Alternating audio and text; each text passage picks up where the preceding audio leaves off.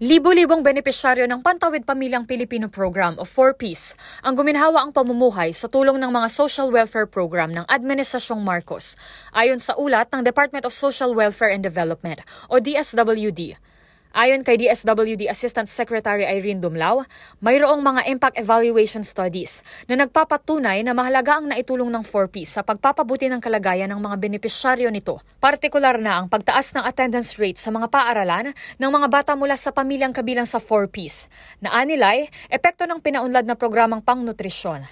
At ang nakikitang pagbabago sa behavior o pag-uugali ng mga magulang at anak dulot ng Family Development Session o FDS. Ang ulat na ito ay sumunod sa balitang pag-aproba ni Pangulong Bongbong Marcos sa dagdag na cash grant sa mga buntis at lactating women para masiguro ang kalusugan ng kanilang mga anak sa loob ng 1,000 araw o hanggang 2 taong gulang na hindi kabilang sa disenyo ng programa noong mga nakaraang taon.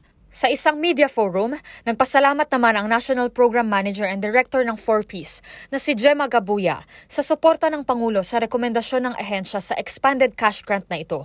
Paglilinaw niya, ang ayudang ito ay mag-a-apply lamang sa mga naka-enroll na sa programa at existing beneficiaries na. First and foremost, maraming salamat of course sa ating presidente dahil talagang sinuportahan itong proposal ng DSWD dahil alam naman natin na pagdating sa nutrition at saka malnutrition at stunting, talagang problema pa rin no, ng ating bayan, hindi lang sa 4Ps, pangkalahatan. So maganda po itong initiative at masaya kami dahil doon sa suporta ng ating president.